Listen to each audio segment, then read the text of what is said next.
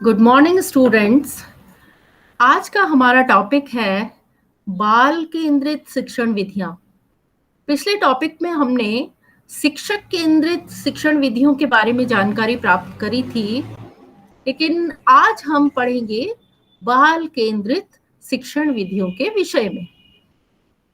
इस बाल केंद्रित शिक्षण विधि से तात्पर्य है कि बच्चों पर या विद्यार्थियों पर या शिक्षार्थियों पर आधारित शिक्षण विधियां। तो जो बाल केंद्रित शिक्षण विधियां हैं वो एक पढ़ने का एक दूसरा तरीका माना जाता है कि जो शिक्षण प्रणाली है वो किस आधार पर बाल केंद्रित शिक्षा दे रही है। तो शिक्षक के द्वारा जो छात्रों को सक्रिय रूप से पढ़ाया जाए या शिक्षा ग्रहण करवाई जाए उसे हम बाल केंद्रित शिक्षण विधियों के नाम से जानते हैं। तो अब इसके उद्देश्य हम सबसे पहले देखेंगे कि बाल केंद्रित शिक्षण विधियों के उद्देश्य क्या हैं। ये एक ऐसी शिक्षा का एकमात्र उद्देश्य है कि बालक के शक्तियों का विकास करना होता है। जितनी भी बालक में सर्वांगीण विकास है, जितनी भी शक्तियां हैं, उन सबका विकास बाल केंद्रित शिक्षण विधियों में होता है। अगला है शिक्षा बालक के लिए, ना कि बालक शिक्षा के लिए होता है। तो इसमें जो शिक्षा है वो बालक को इस प्रकार से दी जाती है कि उसमें लगता है कि शिक्षा बालक के लिए है, ना कि बालक शिक्षा के लिए है। तो इसमें शिक्षा ये नहीं है कि अध्यापक ही बोले जा रहा है और बालक शिक्षा ग्रहण कर रहे हैं। इसमें बालक का भी पार्टिसिपेशन होता है। अगला है शिक्षण विधि को अधिक व्यावहारिक बनाने पर बल देना। अधिक व्यावहारिक बनाने पर बल दिया जाता है, यानी उनके व्यवहार में वो शिक्षा कहीं ना कहीं घर कर जाती है। शिक्षा रुचि और प्रयास पर आधारित हो। शिक्षा जो भी दी जा रही है बालक को वो उसकी रुचि के अनुसार हो और उसमें उसका भी प्रयास हो, तो फिर वो शिक्षा उनकी रुचि और प्रयास पर आधारित होगी। अगला उद्देश्य है शिक्षक समाज का सेवक है। शिक्षक समाज के सेवक से उद्देश्य ये माना जाता है कि जो भी हम कर रहे हैं वो बालकों के लिए कर रहे हैं। तो शिक्षक स्वयं ही ना बोलकर, स्वयं ही अपनी प्रस्तुति ना देकर उसमें छात्रों का भी सहयोग ले और उनके सहयोग से ही आगे की जो शिक्षण प्रक्रियाएं हैं वो पूरी करे। अगला है शिक्षक को अनिवार्य और सार्वभौमिक बनाने पर जोर। जो भी शिक्षा है वो अनिवार्य रूप से बालकों तक पहुंचनी चाहिए और सार्वभौमिक शिक्षा है वो सभी के लिए शिक्षा है, तो इसका योगदान सभी को देना चाहिए। अब बालक की शिक्षा के लिए ऐसा परिवेश तैयार करना जिसमें बालक का सामाजिक विकास हो सके, ऐसा शिक्षा दी जाए जिसमें बालक का जो सामाजिक विकास है वो संभव हो। और अंतिम उद्देश्य है कि बालक को विकास करने के लिए सामाजिक परिवेश उपलब्ध कराना।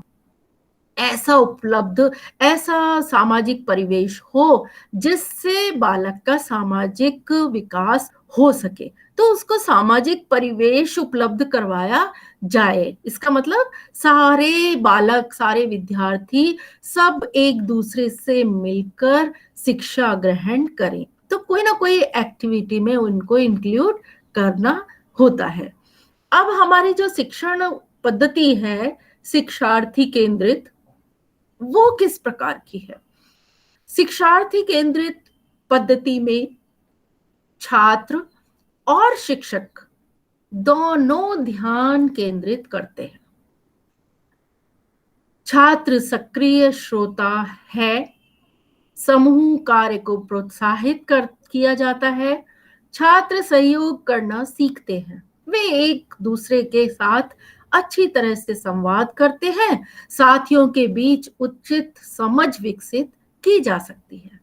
अब शिक्षार्थी केंद्रित पद्धति में आप लोगों को ये लग रहा होगा कि पहले जो हमने पढ़ी वो शिक्षक पद्धति थी, अब शिक्षक केंद्रित पद्धति में केवल शिक्षक का योगदान है और यहाँ हम देख रहे हैं कि छात्र भी सक्रिय रूप से भाग ले रहे हैं।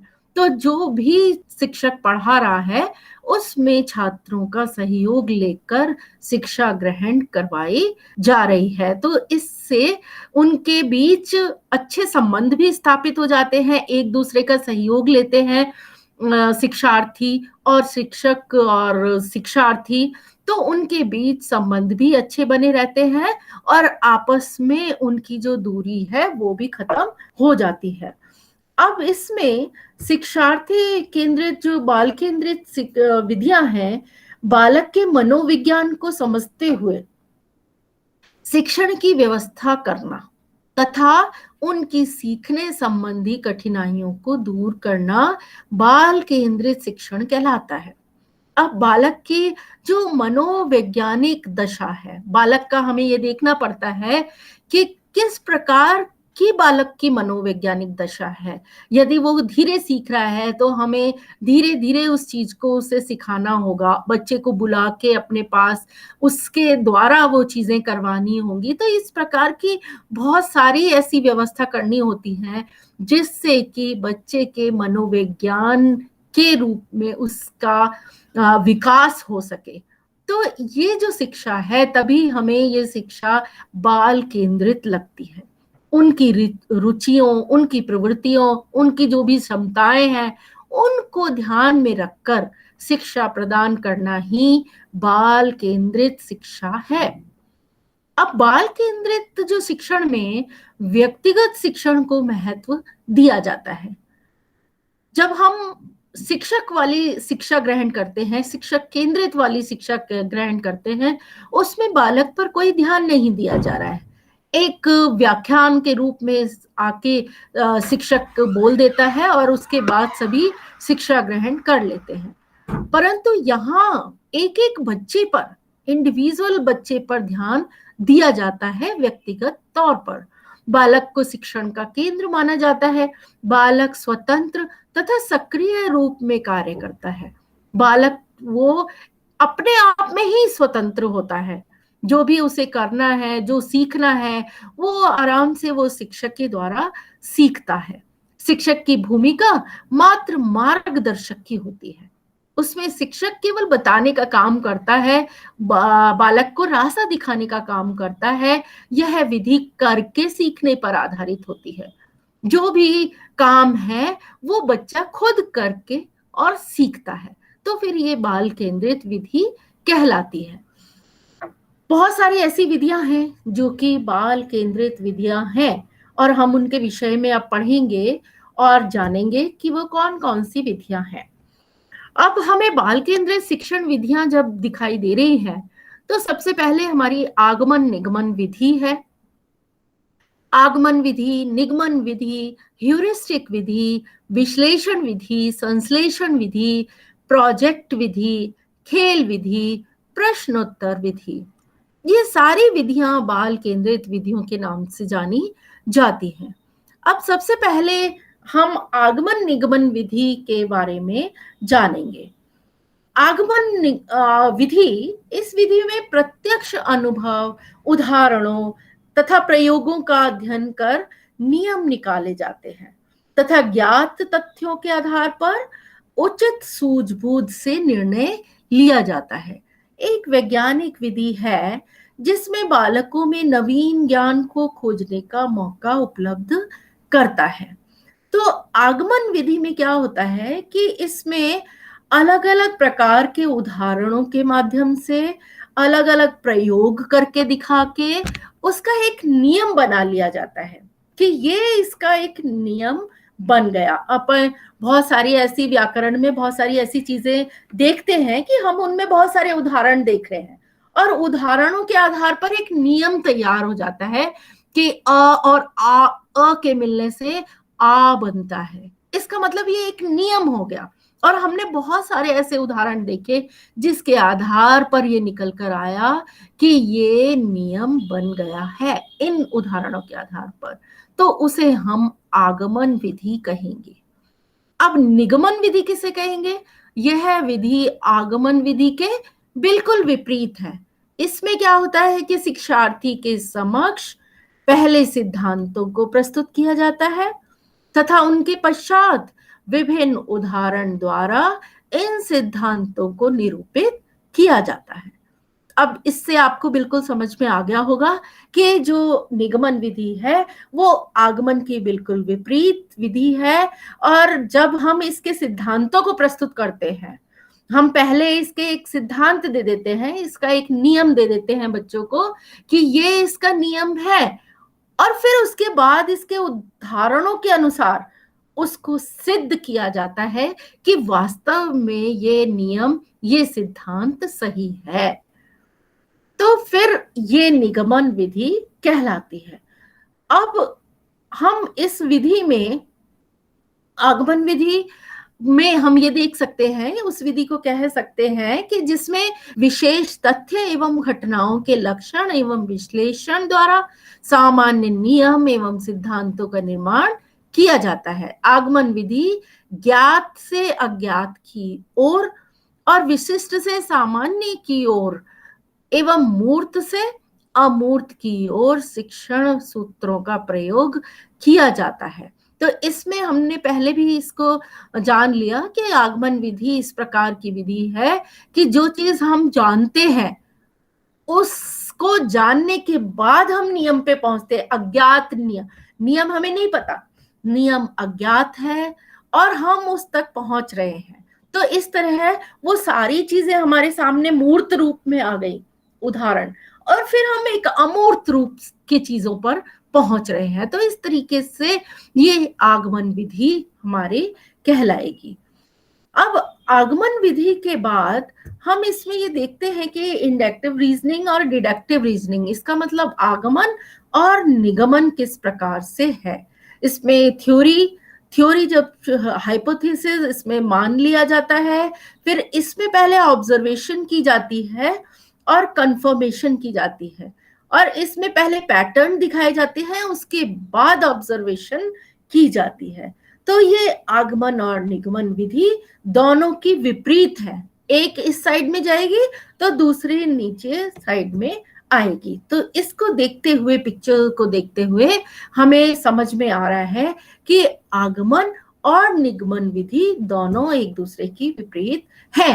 अब आगमन विधि के बहुत सारे ऐसे गुण हैं जो कि आगमन विधि में ये हम आगे अपन पढ़ते जा रहे हैं और साथ में इसके गुण भी देखते जा रहे हैं कि आगमन विधि में ज्ञात से अज्ञात की ओर, सरल से जटिल की ओर चलकर मूर्त उदाहरणों द्वारा बालकों के सामने नियम निकलवाए जाते हैं। इससे बालक सक्रिय एवं प्रसन्न रहते हैं तथा ज्ञान अर्जन करने के लिए उनकी रुचि लगातार बनी रहती है। तो इसका मतलब ये है कि आगमन विधि में हमें नियम तक पहुंचना होता है। इस विधि में बालक उदाहरणों का विश्लेषण करते हुए सामान्य नियम समय निकाल लेते हैं। बहुत सारे ऐसे उदाहरण वो देखता है अपने सामने, तो फिर उसको एक नियम बनाकर वो तैयार कर लेता है कि जब सब चीज में यही लागू हो रहा है तो हमारा नियम क्या होगा। इस तरीके से आगमन विधि द्वारा ज्ञान प्राप्त करते हुए बालक को सीखने के हर स्तर को पार करना पड़ता है। इससे शिक्षा प्रभावशाली बन जाती है। बालक स्वयं देख रहा है उदाहरणों के द्वारा नियम क्या बन रहा है, तो इससे शिक्षा हमारी प्रभावशाली बन जाती है। इस विधि द्वारा प्राप्त किया हुआ ज्ञान संग बालकों का खोजा हुआ ज्ञान होता है। ऐसा ज्ञान उनके मस्तिष्क का स्थायी अंग बन जाता है, और जब बालक खुद वो चीजें करता है, उसके सामने सारी चीजें हैं, तो वो ज्ञान उसका स्थायी बन जाता है। आगमन विधि द्वारा बालकों को नवीन ज्ञान के खोजने का प्रशिक्षण मिलता है, उसमें वो नवीन ज्ञान के पास पहुंच रहा है। यह भी ठीक है भारी के जीवन हेतु बहुत लाभप्रद है। तो इसे हम एक प्राकृतिक विधि के रूप में भी जानते हैं। अब अगला जो हमारा नियम विधि है वो हमारी विधि आ जाती है ह्यूरिस्टिक विधि। ह्यूरिस्टिक विधि एक ग्रीक शब्द है। यह ह्यूरिस्को के नाम से बनी है। इसका अर्थ है मैं खोज करता हूं। जर्मनी के एक प्रोफेसर थे आर्मस्ट्रॉन्ग द्वारा इस विधि का प्रतिपादन हुआ था। अब इस विधि में छात्रों को उपयुक्त वातावरण में रखकर स्वयं किसी तथ्य को ढूंढने के लिए प्रेरित किया जाता है। और इस विधि का प्रयोग पहले तो विज्ञान की शिक्षा में किया गया, फिर गणित, भूगोल तथा अन्य विषयों में भी इसका प्रयोग होने लगा। अब खोज करनी है तो हम किसी भी विषय में खोज कर सकते हैं। हम हिंदी विषय में भी खोज कर सकते हैं। कोई ऐसा विषय हमारे सामने आ जाए तो उसकी हम खोज करना शुरू कर सकते हैं। हिंदी विषय में भी, इंग्लिश में, हिस्ट्री में, किसी भी, कोई भी एनी वन सब्जेक्ट, हम उसमें उसकी खोज कर सकते हैं। तो इस तरीके की जो ह्यूरिस्टिक विधि है, एक हमारे सामने खोज की विधि है। बच्चों के सामने ऐसा कुछ रख दिया जाता है जिसकी विद्यार्थियों को खोज करने पर मजबूर हो जाते हैं। तो ह्यूरिस्टिक विधि है क्या? ह्यूरिस्टिक विधि एक शिक्षण विधि है। ह्यूरिस्टिक शब्द यूनानी भाषा के ह्यूरोस्को के से शब्द से बना है, जिसका तात्पर्य है मैं स्वयं खोज करता हूं। इस प्रकार स्पष्ट है कि ह्यूरिस्टिक विधि स्वयं खोज करके या अपने आप सीखने की विधि है। अपने आप बच्चा सीखता है। तो ह्यूरिस्टिक विधि को अन्वेषण विधि भी कहते हैं। अन्वेषण माने खोज करना, तो किसी चीज की खोज करना। इस विधि में अध्यापक किसी विषय वस्तु की व्याख्या सीधे ढंग से नहीं करते, बल्कि प्रश्नों के द्वारा छात्रों को स्वयं खोजने हेतु बाध्य करता है। ह्यूरिस्टिक विधि में छात्र हमेशा सक्रिय रहते हैं तथा वह नई खोज करने के लिए हमेशा तत्पर रहते हैं। उन्हें लगता है कि हमें कुछ नया खोजना है। तो इस विधि में छात्र स्वयं करके नए तथ्यों एवं गुणों को सीखते हैं।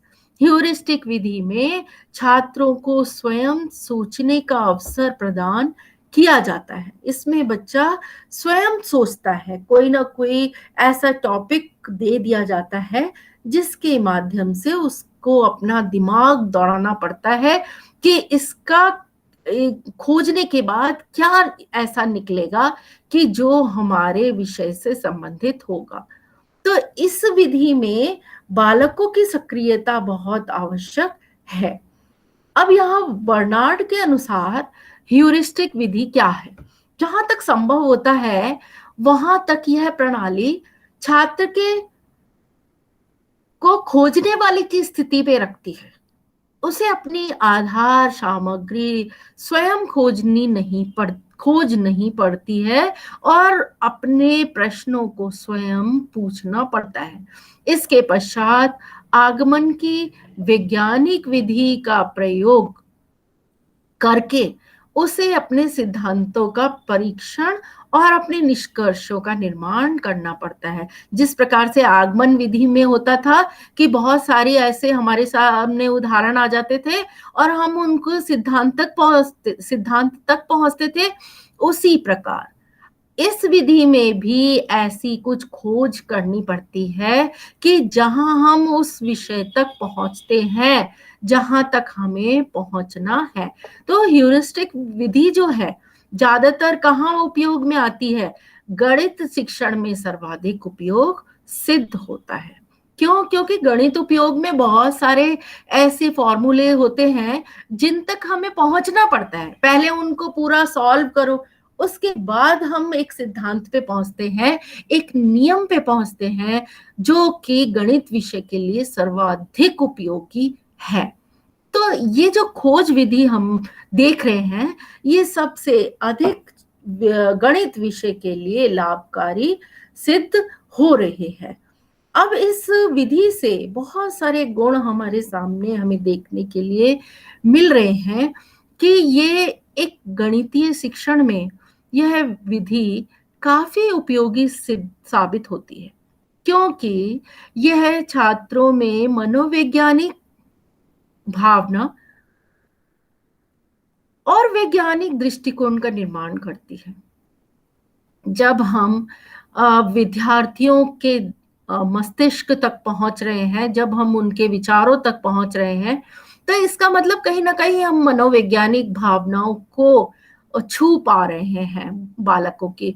और वैज्ञानिक दृष्टिकोण इस तरीके से हुआ कि हम कुछ उसमें नया खोज कर रहे हैं और क्रमबद्ध रूप से चल रहे हैं, तो अपने आप ही वो एक वैज्ञानिक दृष्टिकोण हो जाता है। अब इसमें यह विधि तर्क, निर्णय, कल्पना, चिंतन आदि का उपयुक्त अवसर प्रदान करता है। जब हम ये देख लेते हैं कि ये जो विधि है एक तर्क, निर्णय, कल्पना, चिंतन आदि पर आधारित है, जिससे बालक के मानसिक विकास की प्रक्रिया में तीव्रता बनी रहती है।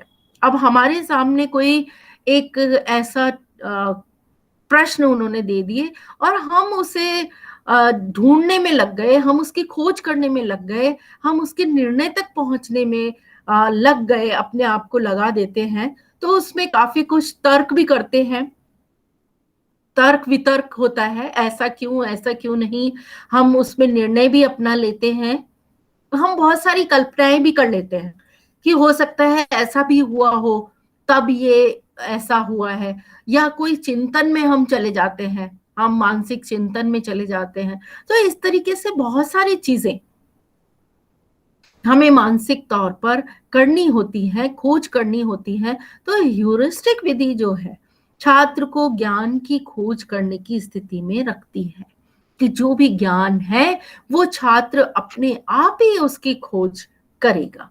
यह विधि छात्रों को स्वयं गणित कार्य करने हेतु प्रेरित करती है और उसमें स्वतंत्र अध्ययन और स्वाध्याय की आदत का निर्माण करती है। ये एक ह्यूरिस्टिक विधि करके सीखने पर आधारित विधि है।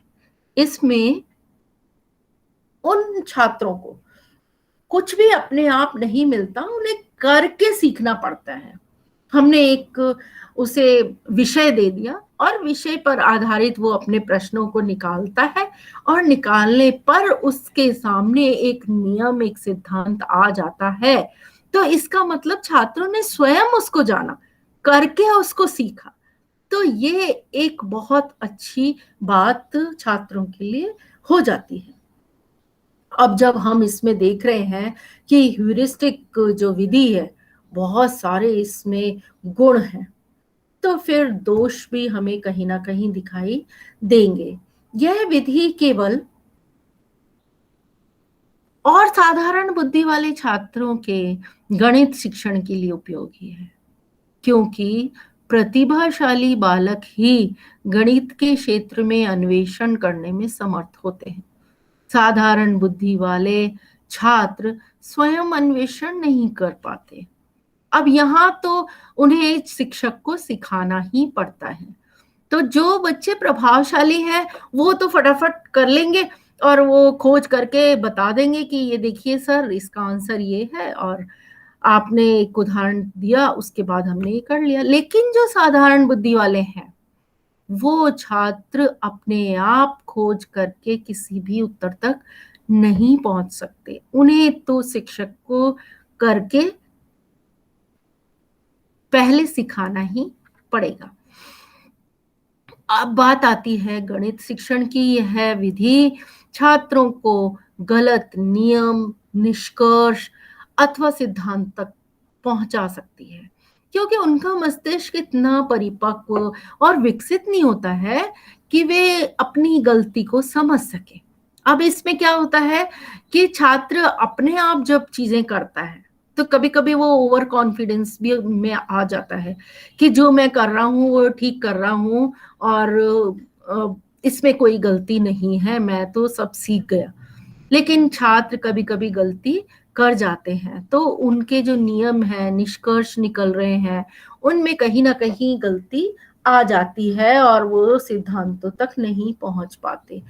तो क्यों? क्योंकि वो बच्चे ही है और बच्चा इतना परिपक्व नहीं होता कि उसके ऊपर ही छोड़ दिया जाए कि टीचर आके बस केवल एक टॉपिक बता दे और बच्चा फटाफट वो क्वेश्चन करे, प्रश्न लिख दे अध्यापक और बच्चे करने शुरू हो जाएं।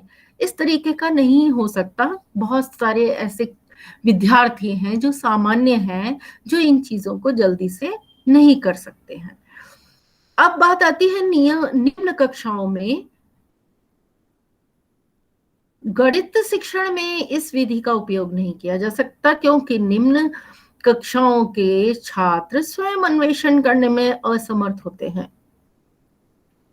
ये विधि छोटी कक्षाओं में बिल्कुल भी नहीं कामगर होती है, क्योंकि छोटे छोटे बच्चों को तो जब तक सिखाएंगे नहीं तब तक उन्हें नहीं आएगा। तो छोटी कक्षाओं के जो छात्र हैं वो खोज करने में, अन्वेषण करने में असमर्थ रहते हैं, तो ये छोटी कक्षाओं के लिए नहीं होती। इस विधि में आगमन और वस्तुपरक शिक्षण के अतिरिक्त अन्य किसी प्रकार के शिक्षण का प्रयोग नहीं किया जा सकता, और इसका परिणाम यह होता है कि इसमें शिक्षण के समस्त पहलुओं का समावेश नहीं हो पाता।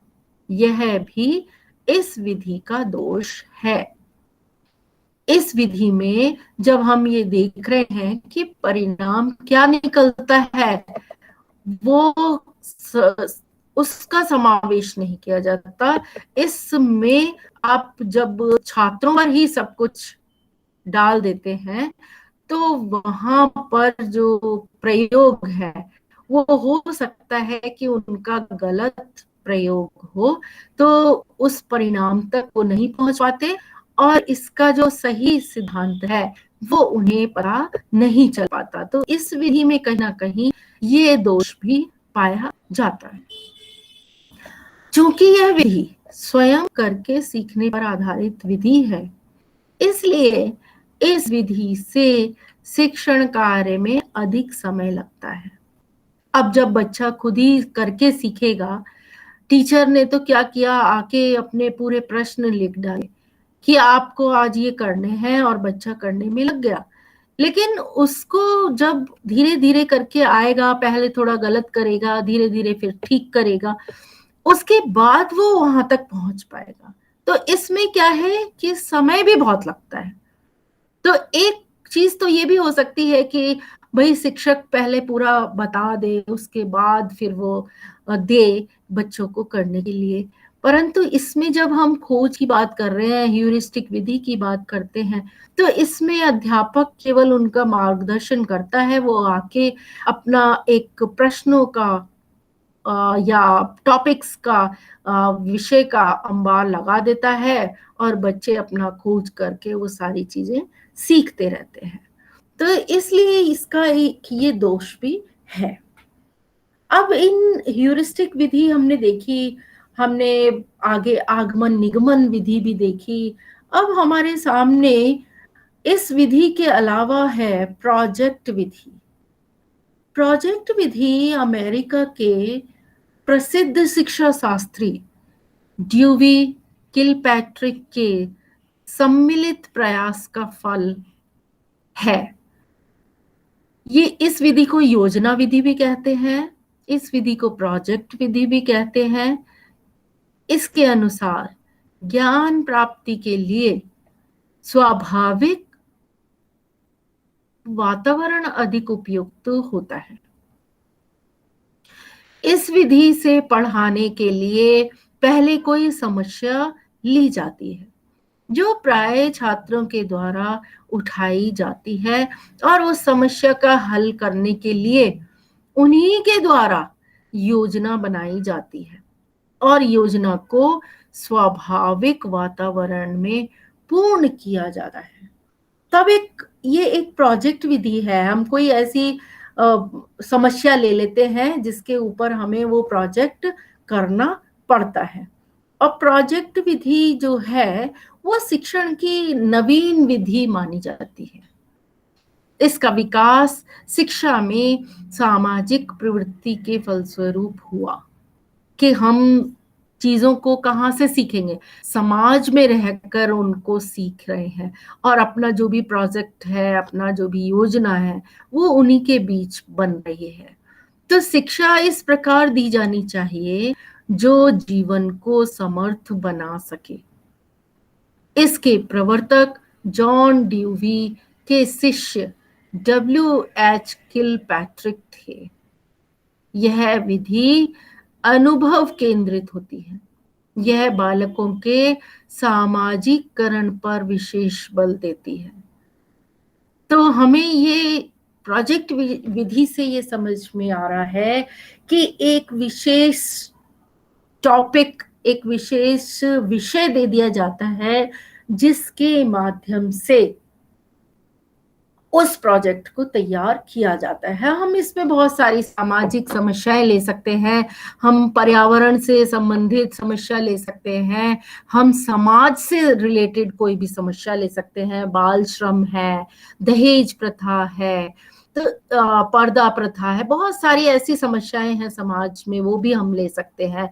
फिर इनके ऊपर एक प्रोजेक्ट हमें तैयार करना होता है। तो हम उस प्रोजेक्ट में एक प्रश्नावली भी तैयार कर सकते हैं। उसके आधार पर हम जाकर सभी से प्रश्नों के द्वारा वो आंसर उत्तर ले सकते हैं, फिर बाद में एक रिजल्ट तैयार कर सकते हैं। तो इस तरीके से एक प्रयोजना, हमारी योजना तैयार हो जाती है कि हम इस विषय पर किस प्रकार की प्लानिंग करके हम इस विषय के जो वो उद्देश्य है पूरे कर सकते हैं, या हम किसी निष्कर्ष पर पहुंच सकते हैं। तो जब हमें रिजल्ट लाना है तो हम उसकी पूरी प्लानिंग करके फिर हम रिजल्ट पर पहुंचते हैं। तो इसी प्रकार से जो ये प्रयोजना विधि है, ये भी एक बच्चों को सक्रिय रखने वाली विधि है। इसमें बच्चा पूरी तरीके से संलग्न हो जाता है और वो अपने काम को करने के प्रति पूरा लग जाता है, और कहीं ना कहीं से वो पूरा करके उसका रिजल्ट तैयार करके दिखाता है कि इस आधार पर ये काम हो रहा है। अब अगला हमारे सामने इसके महत्व हैं।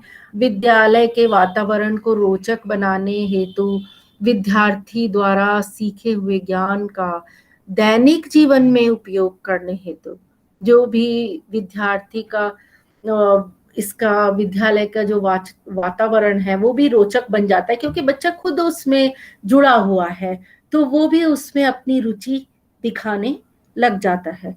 अब शिक्षार्थी द्वारा सीखे हुए ज्ञान का वो दैनिक जीवन में भी उपयोग करता है। कहीं भी उसे इस प्रकार का पर्यावरण से संबंधित कोई इस तरीके की चीज दिख गई कि हमें पर्यावरण में कचरा नहीं इधर उधर फेंकना है, तो वो अपने दैनिक जीवन में भी उसे लागू करेगा। कोई कहीं वो पार्क में गया है, बगीचे में गया है, वहां किसी ने कूड़ा फेंक दिया, तो वो उससे कह सकता है कि इसे हटाइए, यहाँ पर गंदगी नहीं फैलानी चाहिए, इससे पर्यावरण प्रदूषित होता है। तो इस तरीके की चीजें वो अपने दैनिक जीवन में भी काम में लेता है। शिक्षार्थी को सक्रिय रखने तथा विद्यालय के कार्यों में रुचि लेने हेतु वो इस तरीके से सक्रिय हो जा रहा है कि वो विद्यालय के कार्यों में भी रुचि लेने लगता है, क्योंकि उसे इस तरीके का वातावरण मिला है कि कुछ सीखना है, करना है, तो वो इधर उधर कहीं भी अपनी रुचि दिखाकर उन चीजों को सीखना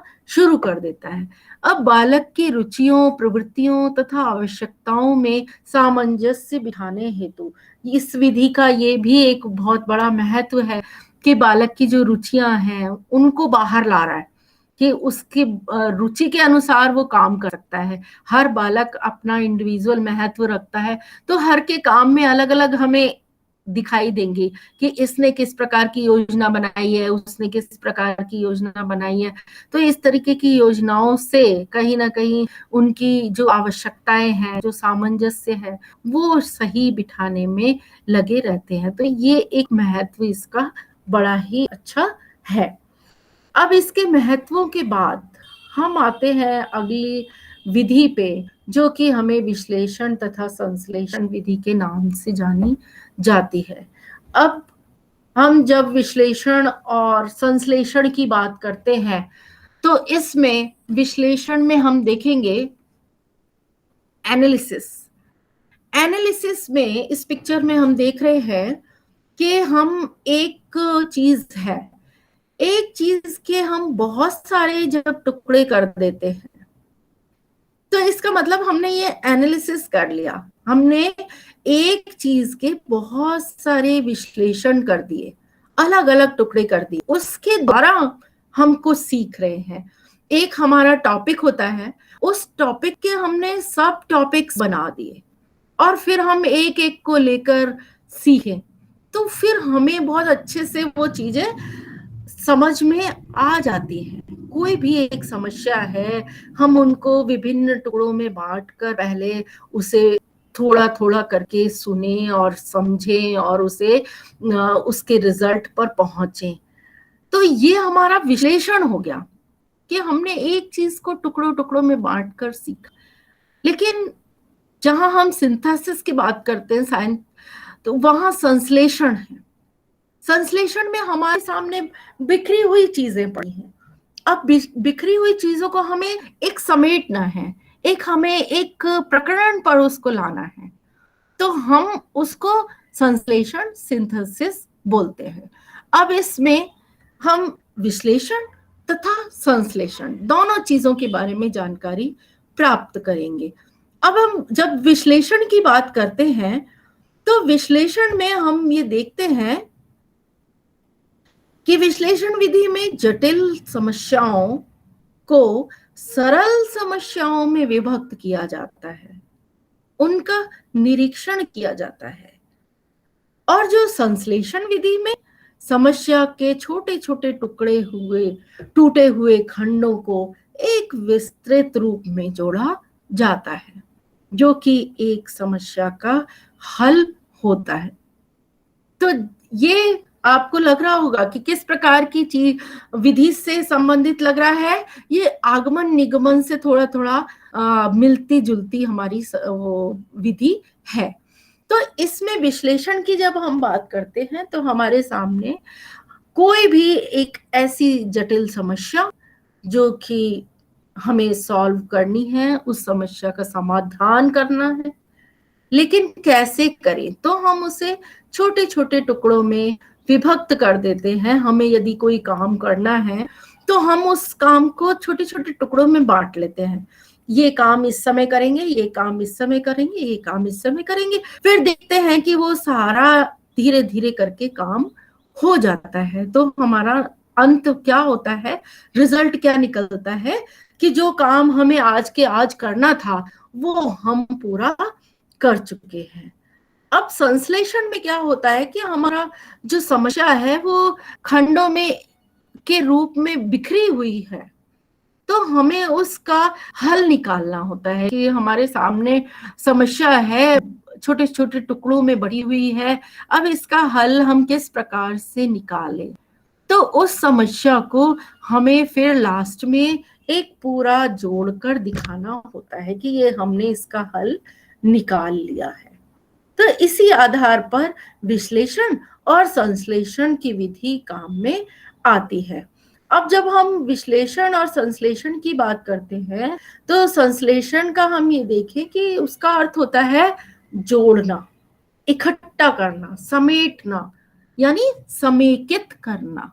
इस विधि में विश्लेषण प्रक्रिया के पश्चात खंडों के हलों को इकट्ठा यानी समेकित करके नवीन निष्कर्ष का सृजन करना होता है।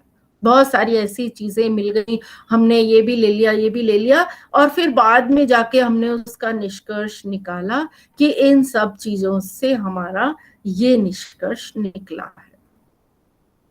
अब जब हम विश्लेषण तथा संश्लेषण विधि एक दूसरे की पूरक होती है, विश्लेषण कर लेने के पश्चात ही संश्लेषण का कार्य होता है। जब हम उसको टुकड़ों में बांट देते हैं,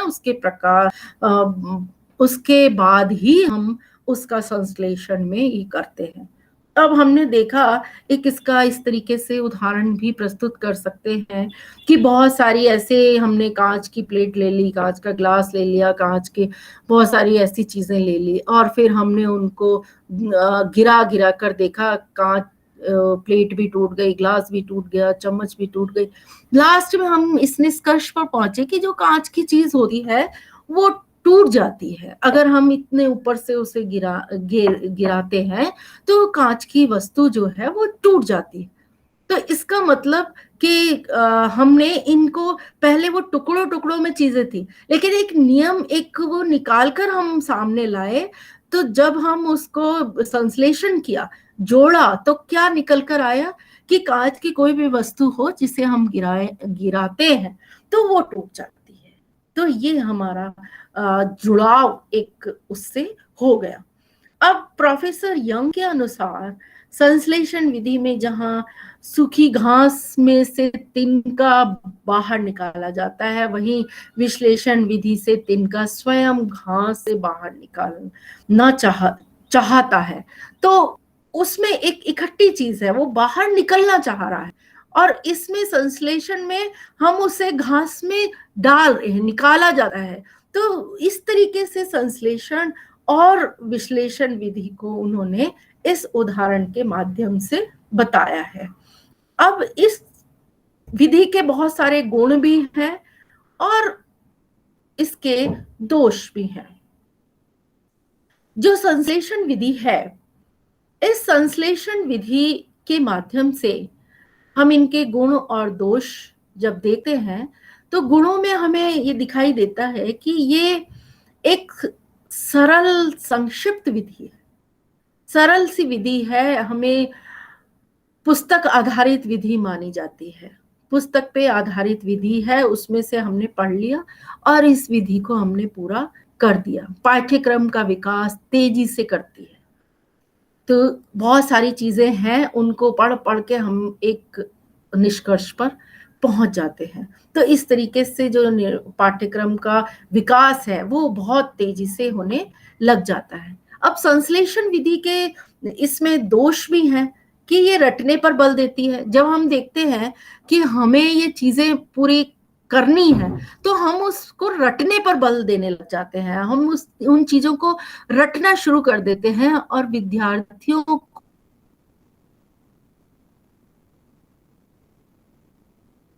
को क्यों तथा कैसे का उत्तर नहीं देती है कि ये चीज या हमने ये क्यों किया। तो इस चीज से उनको कोई मतलब नहीं होता, उन्हें तो अपना एक रिजल्ट, एक उन्हें अपना एक निष्कर्ष वहां तक केवल पहुंचना होता है। और ये स्वतंत्र विधि नहीं है, विश्लेषण कर लेने के पश्चात ही संश्लेषण प्रक्रिया संभव होती है। जब हम विश्लेषण ही नहीं करेंगे तो संश्लेषण किस प्रकार से होगा। तो विश्लेषण का ही संश्लेषण संभव हो सकता है। तो इसलिए ये विश्लेषण के आधार पर ही संश्लेषण प्रक्रिया संभव होती है। अब यहाँ पर विश्लेषण के शब्द को हम देखें तो विश्लेषण शब्द का अर्थ खंड करना है, यानी टुकड़ों में उसे बांटना। इस विधि में बालक अपनी मानसिक शक्तियां जैसे तर्क चिंतन का प्रयोग करके समस्या समाधान तक पहुंचता है। वह समस्या के हल में क्यों तथा कैसे जैसे तार्किक प्रश्नों की सहायता लेता है। अब विश्लेषण विधि बीज गणित की समीकरणों के हल, रेखा गणित की प्रमेयों को सिद्ध करने में श्रेष्ठ मानी जाती है। अब हम ट्रायंगल की बात करें तो हम उसमें देखते हैं कि ये ट्रायंगल समकोण वाला है, तो इसमें जो उसके टुकड़े कर देते हैं, तो टुकड़े करने पर हमें पता चलता है ये भी 60 डिग्री का है, ये भी 60 डिग्री है, ये भी 60 डिग्री है। तो इसका मतलब पूरा 180 डिग्री का एक पूरा जो ट्रायंगल है वो हमारा बन गया। तो इस आधार पर हम ये सीख रहे हैं चीजों को कि कहीं ना कहीं इस तथ्य तक हमें पहुंचना है, विश्लेषण के आधार पर हम उन तथ्यों तक पहुंचते हैं। तो ये ही हमें बीज गणित हो या हमें रेखा गणित हो, उन सारी चीजों को सिद्ध करने में मदद करती है। विश्लेषण विधि के भी गुण हैं और दोष हैं। जो मनोवैज्ञानिक विधि है, मानसिक शक्तियों तर्क चिंतन का विकास करती है, प्राप्त ज्ञान स्थायी होता है, विद्यार्थियों को सक्रिय रखती है तथा समस्या का हल स्वयं खोजने पर बल देती है और माध्यमिक स्तर के लिए श्रेष्ठ मानी जाती है। जो भी माध्यमिक स्तर के विद्यार्थी हैं वो इस विधि से काफी रुचि उत्पन्न हो जाती है, वो और उनकी जो ज्ञान है वो एक स्थायी ज्ञान के रूप में उनके सामने आ जाता है, क्योंकि वो स्वयं उसको उसके ऊपर चिंतन करते हैं, अपनी जो भी मानसिक शक्तियां हैं उनका प्रयोग करते हैं। तो कहीं ना कहीं वो एक समस्या का हल खोजकर ले आते हैं, और उसके बाद फिर उनकी वो समस्या का जो निष्कर्ष है वो निकल जाता है। तो ये कहीं ना कहीं एक विशेष गुण है विश्लेषण वाली विधि में। अब विधि में गुण है तो फिर इसके दोष भी हैं। विश्लेषण विधि के दोष भी पाए जाते हैं। लंबी विधि मानी जाती है, समय व परिश्रम अधिक लगता है। भाई किसी चीज की यदि हम खोज करेंगे तो उसमें समय तो लगेगा ही, और उसके बाद इसमें परिश्रम भी बहुत लगता है। पाठ्यक्रम का विकास देरी से करती है। अब जब हमें इसमें बहुत ज्यादा लगना पड़ता है तो पाठ्यक्रम का विकास भी धीरे धीरे होता है। छोटी कक्षाओं के लिए अधिक उपयोगी नहीं है। छोटी कक्षाओं वाले इस तरीके के विश्लेषण संश्लेषण की चीजें नहीं समझ सकते, उनके लिए ये विधि उपयोगी नहीं होती है। तो इसके ये दोष भी हमें देखने के लिए मिल रहे हैं। अब हमारे सामने खेल विधि, प्ले मेथड। इस विधि में शिक्षण कार्य खेल की तरह सहज बनाकर क्रियान्वित किया जाता है। खेल विधि सभी को ज्ञात है कि खेल खेल में हम चीजों को सीखते हैं। तो इस विधि के माध्यम से भी हम खेल विधि के माध्यम से पद्धति के जो प्रवर्तक हैं हेनरी कॉल्डवेल कुक हैं, इन्होंने अपनी पुस्तक प्ले वे में इसकी उपयुक्तता अंग्रेजी शिक्षण हेतु बताई है।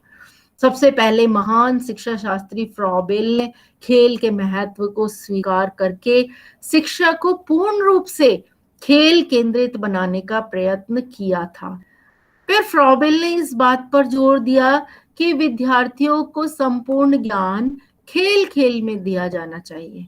खेल में बालक की स्वाभाविक रुचि होती है। गणित की शिक्षा देने के लिए खेल विधि का सबसे अच्छा उपयोग इंग्लैंड के शिक्षक हेनरी कॉल्डवेल कुक ने किया था कि खेल खेल में हम गणित की शिक्षा को ग्रहण कर सकते हैं। यदि हम उनको जोड़ना सिखा रहे हैं तो बहुत सारे हमने जो चीजें हैं, बॉल हैं, 4-5 बॉल इधर रख ली, 4-5 बॉल इधर रख ली, फिर उनको अलग अलग काउंटिंग करके उनको गिनकर दिखाया गया कि यहाँ ये 5 बॉल हैं, यहाँ 4 बॉल हैं। तो यदि हम इन बॉलों को मिला देते हैं तो ये कितनी बॉल हो गई, फिर उनको गिना तो ये 9 बॉल हैं। तो इससे हमारा खेल खेल में बच्चा सीख रहा है।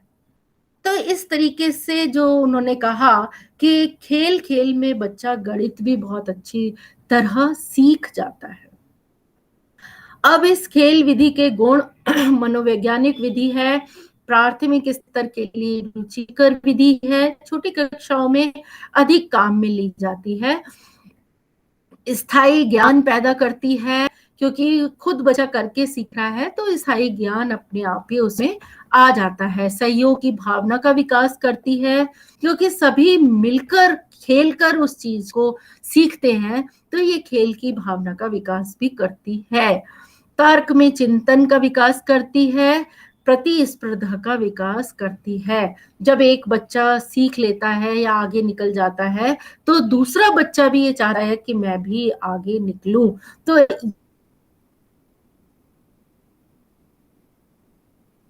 ये भी इसका एक बहुत अच्छा गुण है कि बच्चों में प्रतिस्पर्धा लगी रहती है। दोस्त की बात करें तो समय व धन अधिक खर्च होता है। इस विधि में समय का भी अधिक प्रयोग हुआ है, धन का भी अधिक प्रयोग हुआ है क्योंकि संसाधन जुटाने पड़ते हैं, संसाधनों की कमी होती है। तो जब संसाधन ही नहीं होंगे तो बच्चा किस प्रकार से खेलेगा, और दुर्घटना होने का भी भय होता है। उन संसाधनों से यदि बालक के चोट लग गई तो फिर बालक का नुकसान हो सकता है। तो इस तरीके से दुर्घटना का भी भय होगा। बालकों में शीघ्रता से थकान आ जाती है, अगर वो जल्दी जल्दी उस चीज को करेगा तो वो थक भी जल्दी जाता है। सामान्यतः विद्यालय वातावरण में उपयोग संभव नहीं है। इस खेल की विधि के माध्यम से यदि हम इस तरीके से विद्यालय में पढ़ाने लगे तो वो संभव नहीं है। उनका ना तो पाठ्यक्रम पूरा हो पाएगा, एक ही चीज को हम एक दिन में पढ़ पाएंगे, तो दूसरे सब्जेक्ट के लिए बच्चे में इतना उसमें दम ही नहीं रहेगा, वो इतना थक जाएगा कि दूसरा विषय वो पढ़ ही नहीं सकेगा। तो ये भी एक दोष है इस विधि का। अब नेक्स्ट विधि हमारे सामने है डाल्टन विधि। डाल्टन विधि यूएसए के डाल्टन नामक स्थान में हेलेन पार्कस्टार ने शिक्षा की एक नई विधि प्रयुक्त की जिसे डाल्टन योजना कहते हैं, डाल्टन विधि के नाम से जानी जाती है। इस विधि में कक्षा शिक्षण के दोषों को दूर करने के लिए थी कि कक्षा शिक्षण में जितने भी दोष हैं, हम कक्षा के अंदर शिक्षण ग्रहण कर रहे हैं उसमें बहुत सारी कमियां होती हैं, उन कमियों को हटाने के लिए, दूर करने के लिए इस विधि का प्रयोग किया गया। डाल्टन योजना में कक्षा भवन का स्थान प्रयोगशाला ले लेती है। जो भी हमें सिखाना होता है वो प्रयोगशाला में सिखा दिया जाता है। तो इसी आधार पर प्रत्येक विषय की एक प्रयोगशाला होती है जिसमें उस विषय के अध्ययन के लिए पुस्तकें, चित्र, मानचित्र तथा अन्य सामग्री के अतिरिक्त संदर्भ ग्रंथ भी रहते हैं। विषय का विशेषज्ञ अध्यापक प्रयोगशाला में बैठकर छात्रों की सहायता करता है। आजकल तो देख रहे हैं कि लैंग्वेज लैब भी हो गई है, तो उसमें हिंदी की प्रयोगशाला भी काम में आ रही है। हिंदी के प्रयोगशाला में चित्र, पुस्तकें, बहुत सारी ऐसी चीजें उसमें लगा दी जाती हैं जिससे बच्चा स्वयं देखकर, पढ़कर उनकी नॉलेज ले सकता है, ज्ञान प्राप्त कर सकता है। कि हम बोलने का देखते हैं तो एक चित्र लगा देते हैं कि जो भी हमारे बोलने में कौन सा शब्द किस जगह से निकल रहा है, तो वो देखकर वो जान जाता है कि अगर मैं क बोल रहा हूं तो किन हमारे अंदर के किन तंतुओं से वो शब्द बनकर निकल रहा है। तो इस तरीके की जो प्रयोगशालाएं हैं वो बहुत सारे जो संदर्भ ग्रंथ के आधार पर बच्चों को काफी कुछ ज्ञान देना शुरू कर देती है। तो डाल्टन विधि में उन्होंने ये बात कही कि इस तरीके की जो प्रयोगशाला है उससे हम बच्चों को बहुत कुछ सिखा सकते हैं। शिक्षण का एक कॉन्सेप्ट है जैसे अमेरिका की शिक्षा शास्त्रिणी कुमारी हेलेन पार्कस्ट ने ये आरंभ किया। सन 1912 में अमेरिका के शिक्षा शास्त्रिणी कुमारी हेलेन पार्कस्ट ने 8 से 12 वर्ष के बीच की अवस्था वाले बालकों के लिए एक नई शिक्षा योजना बनाई। यद्यपि यह योजना उनके मन में पहले से ही थी, किंतु उनका वास्तविक प्रयोग सन 1912 में और 1915 के बीच किया गया। इसी बीच प्रथम विश्व युद्ध छिड़ गया और कुमारी पार्कस्टर ने भी इस अपनी योजना को थोड़े दिन के लिए ढीली कर दिया। अब वो युद्ध हो गया तो योजना थोड़ी ढीली पड़ गई और उसके बाद विश्व युद्ध समाप्त होने के पश्चात सन 1920 में उन्होंने संयुक्त राष्ट्र अमेरिका के मैसाचुसेट्स राज्य के डाल्टन स्थित विद्यालयों में अपनी योजना आरंभ की। उन्होंने तब 1920 में फिर शुरू किया, जब ये सारी चीजें समाप्त हो गई उसके बाद उन्होंने इस चीज को वापस से शुरू किया। इसके पश्चात उन्होंने एक बाल विश्वविद्यालय पाठशाला चिल्ड्रंस यूनिवर्सिटी स्कूल स्थापित करके उसमें अपनी डाल्टन प्रयोगशाला योजना का व्यवहार किया। उसमें उन्होंने वो लेबोरेटरी का प्लान किया कि इस तरीके से प्लानिंग करके मैं एक लेबोरेटरी से बच्चों को सिखा पाऊंगी। तो फिर हम इसमें जो अध्यापन कार्य है अध्यापकों के लिए, इस योजना के अंतर्गत अध्यापकों का काम जो था वो ये था कि वे अपनी अपनी प्रयोगशाला में जाकर वर्ष भर के लिए पूरे साल के लिए मासिक कार्य योजना तैयार कर लें। जो विद्यार्थी कुछ पूछने आवे उसे उचित परामर्श या निष्कर्ष दें और यह देखें कि छात्र एक दूसरे की नकल तो नहीं करते। तो समय नष्ट नहीं करना है। तो इसमें लेबोरेटरी या प्रयोगशाला को देखते हुए इन चीजों को सिखाया जाए। उनका मेन जो उद्देश्य था वो ये था कि मासिक जो कार्य योजना बनाते समय विभिन्न विषयों के अध्यापक परस्पर मिलकर इस प्रकार के कार्य बांटे कि एक प्रकार के कार्य की आवृत्ति ना हो। भाई उस विषय में अगर ये चीज है तो उसे एक बार में ही सिखा दे, तो फिर उस विषय का भी वो जो पॉइंट है, वो जो प्रकरण है, वो पूरा माना जाएगा। इससे क्या होगा कि टाइम भी वेस्ट नहीं होगा और जो टॉपिक हम बार बार पढ़ाएं वो बच्चा एक ही बार में पढ़ लेगा। यदि इतिहास का अध्यापक शिवाजी पर लेख लिखना चाह रहा है तो वह इस काम को भाषा शिक्षक की कार्य योजना में डाल सकता है, जिसका ऐतिहासिक अंश इतिहास का अध्यापक देख ले और भाषा का अंश भाषा का अध्यापक। इससे छात्र की निबंध लेखन की कठिनाई से बच जाता है। इस योजना में अध्यापक को कोई अधिकार नहीं है कि वह विद्यार्थी के काम में बाधा दे। यह छात्र का ही अधिकार है कि वह आवश्यकता पड़ने पर अध्यापक से समिति और परामर्श ले।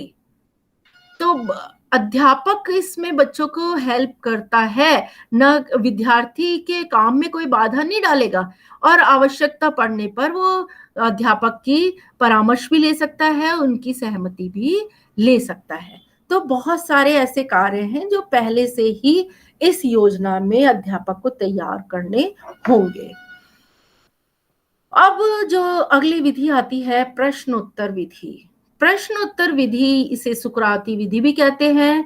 प्रश्न यद्यपि एक युक्ति है, फिर भी सुकरात ने प्रश्नोत्तर जो विधि के रूप में प्रयोग करके इसे अधिक महत्व प्रदान किया है। इसी से इसे सुकराती विधि कहते हैं। इसमें प्रश्नकर्ता से ही प्रश्न किए जाते हैं और उसके उत्तरों के आधार पर उसी से प्रश्न करते करते अपेक्षित उत्तर निकलवा लिया जाता है। तो इसमें प्रश्नोत्तर विधि है। प्रश्नोत्तर विधि के माध्यम से ही कक्षा में पढ़ाया जा सकता है। अब प्रश्नोत्तरी विधि के माध्यम से सुकराती विधि को प्रश्नोत्तरी विधि कहते हैं। यह शिक्षण की सबसे प्राचीन पद्धति है। प्रश्नोत्तर विधि के जो प्रवर्तक थे, एथेंस के प्रसिद्ध दार्शनिक सुकरात को माना जाता है। सुकरात का विचार था कि शिक्षक इस प्रकार पाठ्य पुस्तक वस्तु को प्रस्तुत करे कि बालक सत्य की परख करके उसको आत्मसात कर सके। इसके अनुसार बालक में समस्त ज्ञान अंतर्निहित होता है। अध्यापक का कार्य केवल इस ज्ञान को बाहर निकालना होता है। तो कैसे निकाले? प्रश्नोत्तर विधि बौद्ध स्तर का शिक्षण अधिगम कराते हैं। जो बौद्ध लोग हैं, वो जो समझदार है, अंडरस्टैंडिंग लेवल जो है, वो किस आधार पर? प्रश्नोत्तर विधि के आधार पर शिक्षण अधिगम कराना होता है। तो प्रश्न, उस सुकरात का कहना था कि बच्चे के अंदर खुद टैलेंट भरा हुआ है, उसे अगर निकालना है तो आप प्रश्न करते जाइए, वो आपके प्रश्नों का उत्तर देता जाएगा और लास्ट में आपका जो विषय है वो पूरा हो जाएगा। तो इसी तरीके से जो सुकराती विधि थी वो काम में ली जा रही थी। अब प्रश्नोत्तर विधि के उपयोग हेतु महत्वपूर्ण सुझाव दिए गए कि इस पद्धति का अनुसरण उन्हीं अध्यापकों को करना चाहिए जो प्रश्नों की रचना समुचित ढंग से कर सकते हैं।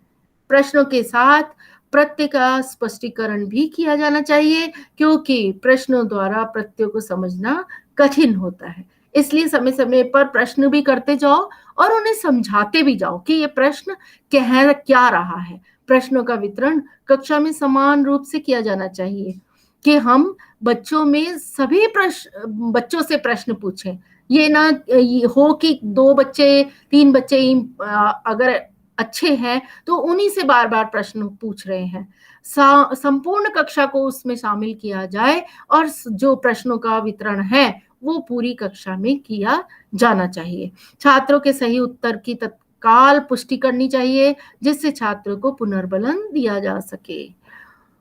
जैसे-जैसे बच्चा प्रश्नों के उत्तर देता जाए, उसे पुनर्बलन भी दे दिया जाना चाहिए कि बहुत अच्छा आपने किया, या कोई बच्चा गलत प्रश्न का उत्तर दे रहा है, तो फिर कह देना चाहिए कि आपका ये उत्तर गलत है, इसे और सोचिए और इसके बारे में जानकारी प्राप्त कीजिए। प्रश्नों की व्यवस्था तार्किक क्रम में करनी चाहिए। दोनों तरफ से तर्क वितर्क चलते रहें और प्रश्नों के माध्यम से ये जो विधि है वो अपना काम करती है। कक्षा में तनाव को कम करने के लिए हास्य विनोद के लिए भी प्रश्न पूछने चाहिए। ये ना हो कि बच्चे बोर हो जाएं कि उन्हीं से बार-बार प्रश्न पूछे जा रहे हैं, तो उन्हें थोड़े बहुत प्रश्न इस तरीके के भी हों कि जो कि हास्य और विनोद कर पाएं, तो कक्षा का वातावरण भी अच्छा बना रहेगा। अब हम जब देखते हैं कि शिक्षार्थी अधिगम है, तो उसके बहुत सारे हमारे सामने लाभ भी हमें दिखाई देते हैं। इन लाभ को देखते हुए हम ये मानते हैं कि सिक्के के दोनों पहलू समान नहीं होते। अगर किसी चीज़ के फ़ायदे हैं, तो उसके नुकसान भी हो सकते हैं। यहाँ हम शिक्षार्थी केंद्रित दृष्टिकोण के बारे में लाभ पर चर्चा कर रहे हैं।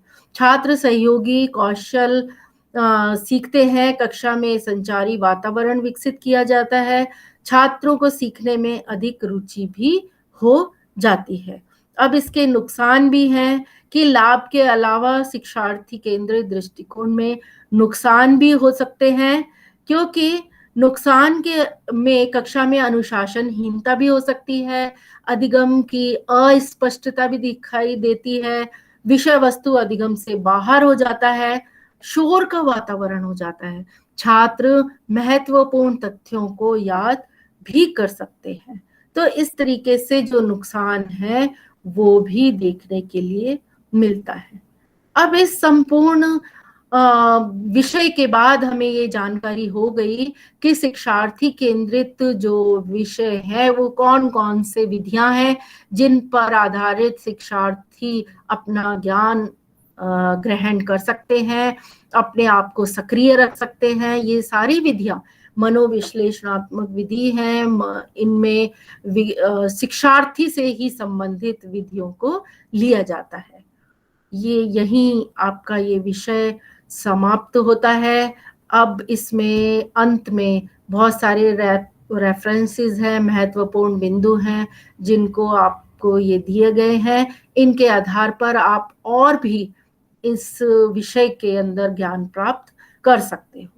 अब अंत में प्रश्न है, मल्टीपल चॉइस प्रश्न। उन प्रश्नों में पहला प्रश्न है, बच्चे की बुद्धि लब्धि 90 से 110 के मध्य है। वह है सामान्य बुद्धि, प्रखर बुद्धि, उत्कृष्ट बुद्धि, प्रतिभाशाली बुद्धि। इसका उत्तर है सामान्य बुद्धि। अगला प्रश्न है, छोटे-छोटे वाक्य को बोलने तथा 3 पहियों की साइकिल चलाना, यह कार्य किस अवस्था में होता है? शैशव अवस्था, बाल्यावस्था, किशोर अवस्था, प्रौढ़ अवस्था। यह कार्य बच्चे शैशव अवस्था के करते हैं। अगला प्रश्न, निम्न में से किस घटना की ओर बालक सर्वप्रथम आकर्षित होना आरंभ करता है? प्रकाश की ओर, माँ की ओर, ध्वनि की ओर, भोजन की ओर। सबसे प्रथम बालक प्रकाश की ओर अपना ध्यान आकर्षित करता है, तो इसका उत्तर प्रकाश होगा। मानसिक विकास का संबंध नहीं है। शिक्षार्थी का वजन एवं ऊंचाई, तर्क एवं निर्णय, स्मृति का विकास, अवबोध की क्षमता, इनमें से लास्ट 3 जो पॉइंट हैं वो मानसिक विकास से संबंधित है, परंतु जो पहला पॉइंट है शिक्षार्थी का वजन एवं ऊंचाई, ये मानसिक विकास से संबंधित नहीं है। अगला प्रश्न, किशोर अवस्था की प्रमुख समस्या है वजन बढ़ाने की, शिक्षा की, समायोजन की या अच्छे परीक्षा परिणाम देने की? अब इसका उत्तर है समायोजन करने की। अगला प्रश्न है, कौन सा ऊर्जावान मित्रवत बालक का लक्षण नहीं है? खुश मिजाज, सामाजिक, आसानी से चिढ़ने वाला, ऊर्जा का उच्च स्तर। इसका सही उत्तर है आसानी से चिढ़ने वाला। अब अगला प्रश्न हमारे सामने आता है, वो है तनाव और क्रोध की अवस्था है। कौन सी अवस्था में ज्यादा तनाव और क्रोध आता है? शैशव अवस्था, बाल्यावस्था, किशोर अवस्था, वृद्धावस्था। किशोर अवस्था एक ऐसी अवस्था है जिसमें तनाव और क्रोध अधिक आता है। निम्न अगला प्रश्न है, निम्न में से कौन सा कथन सत्य है? लड़के अधिक बुद्धिमान होते हैं, लड़कियां अधिक बुद्धिमान होती हैं, बुद्धि का लिंग से संबंध नहीं है, सामान्यतः लड़के लड़कियों से अधिक बुद्धिमान होते हैं। इस प्रश्न का सही उत्तर है बुद्धि का लिंग से संबंध नहीं होता है। अगला प्रश्न है, बच्चों में नैतिकता की स्थापना के लिए सर्वोत्तम मार्ग है उन्हें धार्मिक पुस्तक पढ़ाना, शिक्षक का आदर्श रूप में व्यवहार करना, उनका मूल्य शिक्षा पर मूल्यांकन करना, उन्हें प्रातःकालीन सभा में उपदेश देना। इसका सही उत्तर है शिक्षक का आदर्श रूप में व्यवहार करना। अगला अंतिम प्रश्न है, विद्यार्थियों की प्रशंसा की जानी चाहिए, एकांत में की जानी चाहिए, अलग से की जानी चाहिए, लोगों के बीच में की जानी चाहिए, या व्यक्तिगत रूप से करनी चाहिए? इसका सही उत्तर है लोगों के बीच में विद्यार्थियों की प्रशंसा करनी चाहिए। तो इसका सही आंसर है लोगों के बीच। अब ये वस्तुनिष्ठ प्रश्न आपके समाप्त होते हैं। ये विषय यहीं समाप्त होता है। आपका अगला विषय अगली कक्षा में पढ़ेंगे। तब तक के लिए धन्यवाद।